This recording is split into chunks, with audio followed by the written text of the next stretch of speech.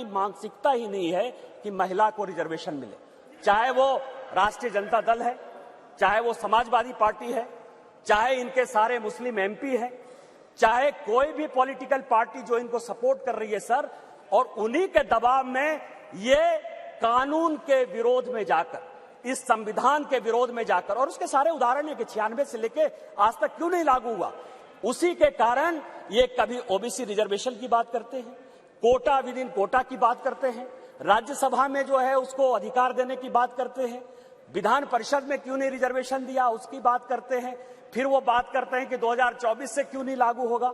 इनको सब कुछ पता है, ये देश संविधान से चलता है। हम एक गरीब परिवार के बेटे होकर इस पार्लियामेंट में आए हैं सर। जैसे मैंने बात कही कि मेरे माँ पिताजी आज भी गांव में रहते हैं। यदि बाबा साहब अंबेडकर का यह संविधान नहीं होता, भारतीय जनता पार्टी नहीं होती, उस दिन भी मैंने कहा कि आपने गांव नहीं देखा है, गरीबी नहीं देखा है, महिलाओं की स्थितियां नहीं देखी है। आपने जो जो कानून पास किए वो महिलाओं के खिलाफ है। यदि 498 आपने पास किया जिसका आप क्रेडिट लेना चाहते हैं, तो उसमें से है पुरुष से ज्यादा महिलाएं ही जेल में बंद हैं।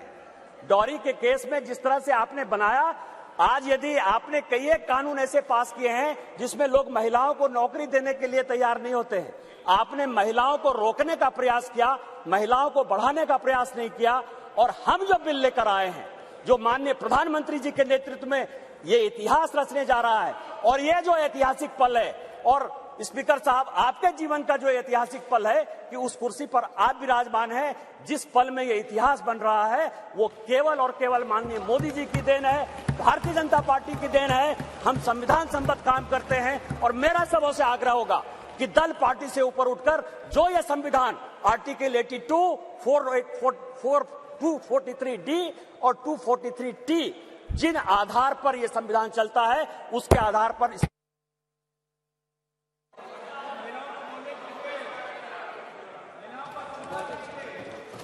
श्रीमती कनीमोजी जी।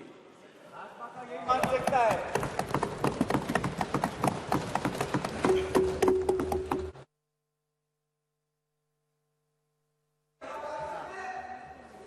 Thank you, sir. What nonsense is this, yeah? What is this, sir? Heckling? What is heckling? She's not. What is this? I haven't even started. Sir, what is I don't this, even yeah? understand. நீங்க என்ன பேசுறாலும் புரியாது. I know. எதுக்கு புரியாம பேசுற? Sir. ये भाजपा का मानसिकता है। Sir, what is this? She's not even started and your member is heckling us, speaker. This is the respect for women. Exactly, sir. What is this? I don't even understand what he says. What is the point in saying this? What is this? Why is this started? This is respect for women. This is how you behave. BJP doesn't respect women. They have no respect for women. Started a speech. Shame on you. Shame on you. Really? Shame on you. Shame on you. Really shameful. Idiot. Very shameful. Idiot.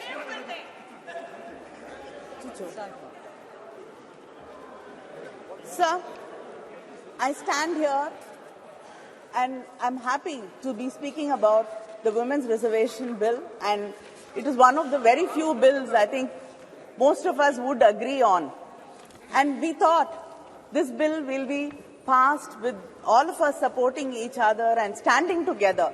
But unfortunately, the BJP has taken this also as an opportunity for politicking, and it is very unfortunate.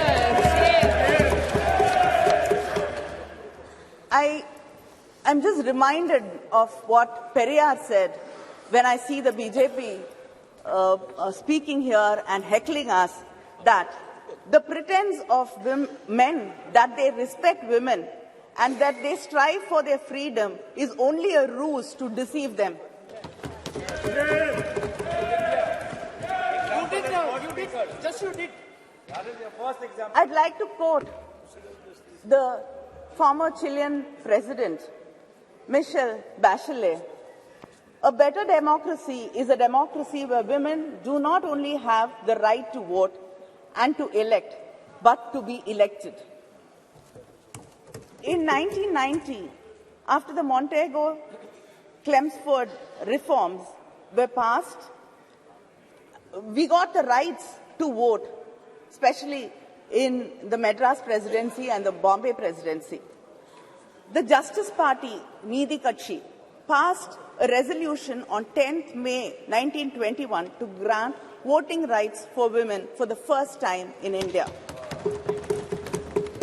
In 1927, Tamil Nadu elected its first women legislator in the country, Dr. Muthalakshmi Reddy, who was instrumental in abolishing the Devadasi system.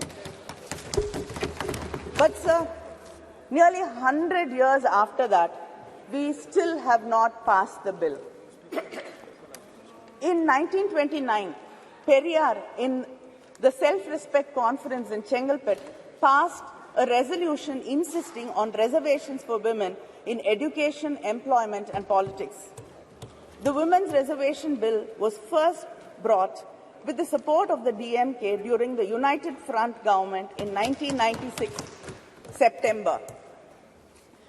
And then Thiru Devegowda, who was the Prime Minister, brought this bill, and the Law Minister Ramnath Kalab was the one who presented the bill in this House. Then again, our respected former Prime Minister Vajpayee ji again brought this bill, but it was the UPA government in 2010 which passed it in the Rajya Sabha. Yes. And I got an opportunity to speak on the bill in the Rajya Sabha, and that was 13 years ago. And I've got an opportunity to speak on this bill again here. Yes. And we're still speaking about this bill and debating it for the past 13 years. Only House is dead. Only House is dead. House is dead. The Women's Reservation Bill is a poll promise of the BJP. Yet, many leaders had to urge them to bring this bill and to pass it. Our leader, Kalaignar, had written to the Prime Minister in 2014 to pass this bill. Madam Sonia Gandhi wrote to the Prime Minister in 2017 requesting him to pass this bill. Our Chief Minister, M.K. Stalin, wrote to the Prime Minister again in 2017 requesting and urging the government to pass the bill. He said, the bill which was moved to empower women's voice in the legislatures and parliament of our great nation is struggling to succeed. This is really disheartening. The DMK even conducted a rally in Delhi from the Mandi House to the Jantar Mantar, and we had a march, and like-minded women leaders and women's organizations participated in the rally. I myself have raised this issue of bringing the reservation bill many times in Parliament, and to many of my starred and unstarred questions, the government's reply was very consistent. They said that they have to involve all stakeholders, political parties, and then build a consensus before bringing the bill. I'd like to know what consensus was built, what discussions were held. This bill was brought shrouded in secrecy. Yes, yes. We did not know why this session was called for. In the all-party leaders meeting, there was no mention of this bill. I don't know if any of the political party leaders were called for discussions and deliberations about bringing the bill. And suddenly, the bill popped up from our computer screens like Jack in the Box. Is this going to be the way this government is going to function? Like we've suddenly seeing that there are lotuses blooming, springing from the uniforms of our secretariat staff. Is everything going to be a surprise like this?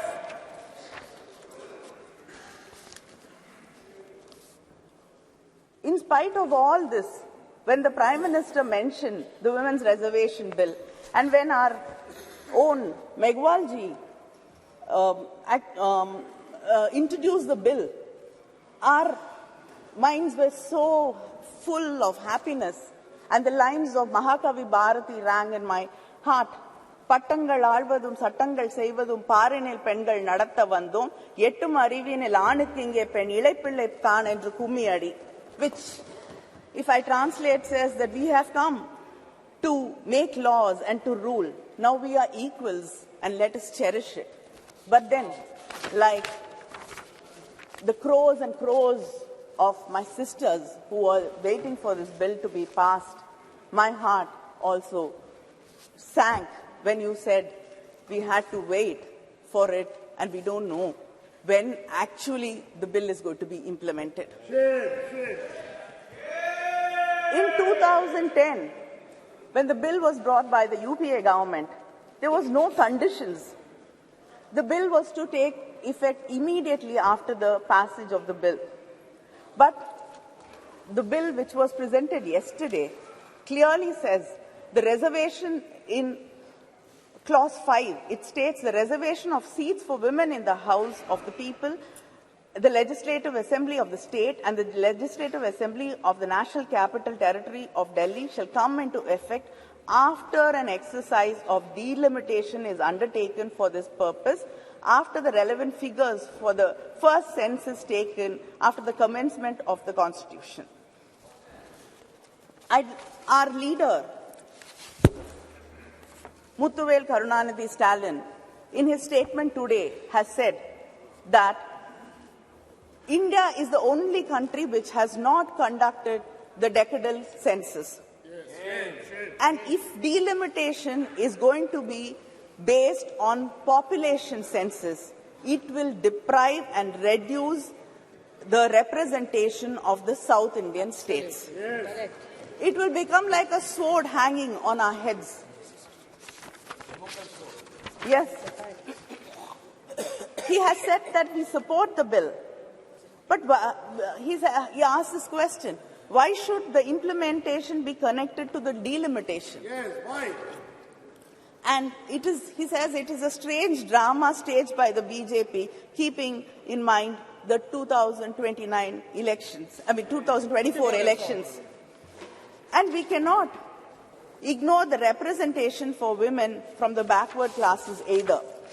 He has emphasized that the doubts and the fear in the minds of the people of Tamil Nadu and the South Indian states about our representation being reduced should be clarified, and there is a fear in the minds of the people that our voices will be undermined. There should be a clear clarification about this, because we do not want our representation to be reduced in any way. And just because you cannot give a reply saying we will not be underrepresented because the numbers will be the same and other states will get more representation. As it is, this has to continue so that we get equal say in what is being discussed. Sir, the 17th Lok Sabha has passed 40 bills on an average every year, and without hardly having opinions of women and without even hearing our voices in this House or the Rajya Sabha. And India ranks 141 out of 193 countries, falling in women's representation, falling behind